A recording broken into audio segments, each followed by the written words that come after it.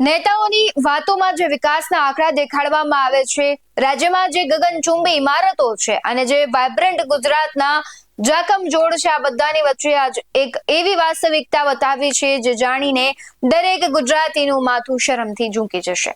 આપણે વાતો અનેક વખત કરીએ છીએ વિકસિત ગુજરાત 2047ના મોડલની, પણ શું તમને ખબર છે કે રાજ્ય ઉદ્યોગોમાં નંબર 1 છે તે પોતાના બાળકોને પૂરતું ભોજન આપવામાં દેશના છેલ્લાથી બીજા નંબરે આવ્યું છે। નમસ્કાર, ગુજરાત BS9 ટીવી ન્યૂઝમાં આપની સાથે હું ભગવતી વિશાવડિયા।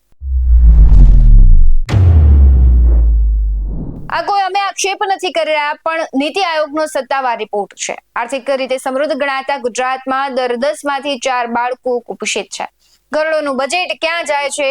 આવા અનેક સવાલો થાય છે, કારણ કે યોજનાઓ કાગળ પર હોય ત્યારે આવી ઘટનાઓ બને, ત્યારે આવી પરિસ્થિતિનું નિર્માણ થાય। આજે આપણે આંકડાની માયાજાળ નહીં, પણ ભૂખ્યા પેટની વાસ્તવિકતા વિશે વાત કરવી છે।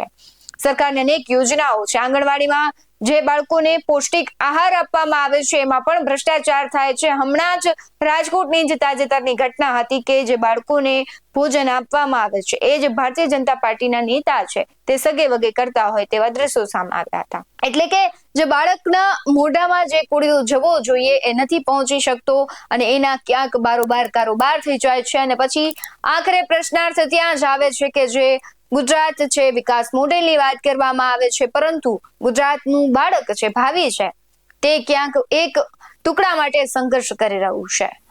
નીતિ આયોગના લેટેસ્ટ જે આંકડા આવ્યા છે એની વાત કરીએ તો ઇન્ડિયા ઇન્ડેક્સ મુજબ ભૂખમરો ડામવાના મામલે ગુજરાત દેશના રાજ્યમાં છેલ્લેથી બીજા ક્રમે ફેંકાયું છે।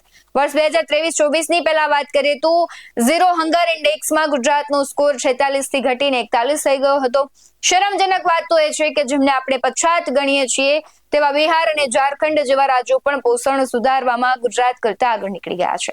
ખાસ કરીને આદિવાસી પટ્ટામાં ભયાનક વાસ્તવિકતા છે। આંકડાની ભયાનકતા એટલી છે કે કદાચ તમને સાંભળીને પણ એમ થશે કે સૌથી વધારે જ્યાં ગ્રાન્ટ આપવામાં આવે છે એ વિસ્તાર કેમ આટલો પાછળ રહી જાય છે। ડિસેમ્બર 2025ના તાજેતરના અહેવાલમાં ગુજરાતમાં 3.21 લાખથી વધુ આદિવાસી બાળકો છે તે ગંભીર કુપોષણનો શિકાર બન્યા છે। દાહોદ, પંચમહાલ અને નર્મદા આ 3 જિલ્લાઓમાં સ્થિતિ સૌથી વધુ ચિંતાજનક છે। ગ્રામીણ ગુજરાતમાં 44.45% વસ્તી પોષણથી વંચિત છે। શું આજ ગુજરાતનું જે સંતુલિત વિકાસ છે તે છે? કારણ કે જે પ્રમાણે રિપોર્ટ સામે આવે છે અને બીજી તરફ કેકનો રિપોર્ટ અને ભ્રષ્ટાચારના સવાલો એ છે કે સરકાર દાવાઓ તો કરે છે કે મિશન પોષણ 2.0 હેઠળ છેલ્લા 3 વર્ષમાં 2800 કરોડથી વધુની ગ્રાન્ટ ફાળવવામાં આવી, તેમ છતાં પરિણામ શૂન્ય કેમ? કેકના રિપોર્ટમાં પણ એક મોટું ધડાકું થયું છે કે રાજ્યના આશરે 37 લાખ બાળકો છે આંગણવાડીના પૂરક આહારથી વંચિત રહી ગયા છે। જે પ્રમાણે મેં અગાઉ વાત કરી કે આંગણવાડીમાં જે જથ્થો મોકલવામાં આવે છે તે ક્યાંક સગે વગે થઈ જાય છે, ક્યાંક જે આંગણવાડીઓ છે ત્યાં બેસવાની વ્યવસ્થાઓ નથી।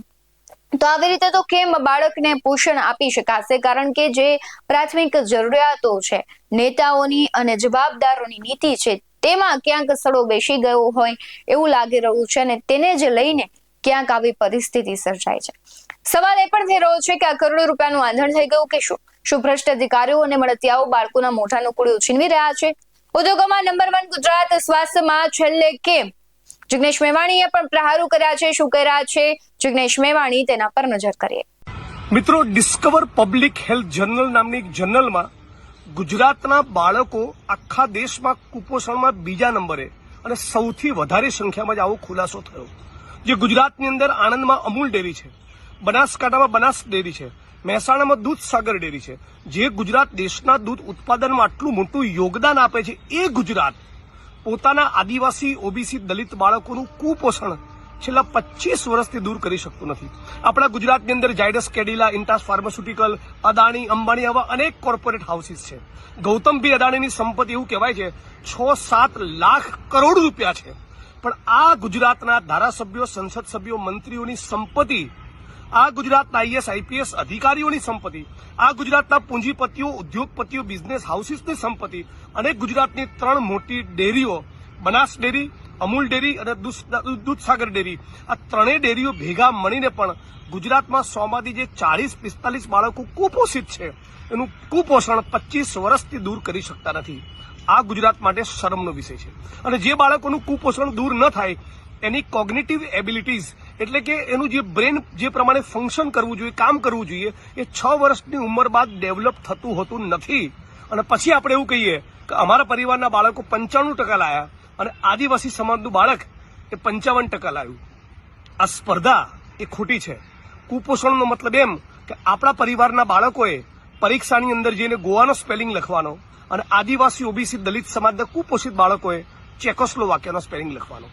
આવું ગુજરાત, આવું અસમાન ગુજરાત આપણને બધાને નામંજૂર હોવું જોઈએ. સમગ્ર મામલે ધારાસભ્ય જિગ્નેશ મેવાણીએ સરકાર પર આકરા પ્રહારો કરતા કહ્યું કે સરકાર માત્ર ઉદ્યોગપતિઓના ખિસ્સા ભરવામાં વ્યસ્ત છે. આદિવાસી અને ગરીબ બાળકોના પોષણ માટે ફાળવાયેલા નાણાંમાં મોટા પાયે ગોલમાલ થઈ રહી છે. જ્યારે રાજ્યમાં લાર્જ સ્કેલ પર કુપોષણ હોય ત્યારે મોડલ સ્ટેટની વાતો કરવી એ જનતા સાથે ક્રૂર મજાક છે. બીજી તરફ જે રાજ્ય આપણે વાતો કરીએ છીએ કે વિકસિત ગુજરાત 2047નું સપનું જોઈ રહ્યું છે, વિશ્વગુરુ બનવાનું સપનું આપણે જોઈ રહ્યા છીએ, પરંતુ રાજ્યના લાખો બાળકો હજુ કુપોષણનો શિકાર છે. તો તે વિકાસ અધૂરો નહીં પણ પાંગડો ગણાય છે. આ માત્ર આંકડા નથી પણ એક આખી પેઢીના ભવિષ્યનો સવાલ છે. હવે સમય આવી ગયો છે કે સરકાર વાહવાહી અને મહોત્સવો છોડીને ગ્રાઉન્ડ લેવલની વાસ્તવિકતા પર ધ્યાન દે. જો આપણું બાળક જ સ્વસ્થ નહીં હોય તો ઉજ્જવળ ભવિષ્યની કલ્પના કેવી રીતે કરી શકાય? સમગ્ર ઘટનાને લઈને આંકડાઓ આવે છે, તેને લઈને જિગ્નેશ મેવાણીનું જે નિવેદન છે તેમણે સરકાર પર પ્રહાર કર્યા છે, તેને લઈને તમારું શું માનવું છે કમેન્ટ બોક્સમાં જરૂરથી જણાવજો.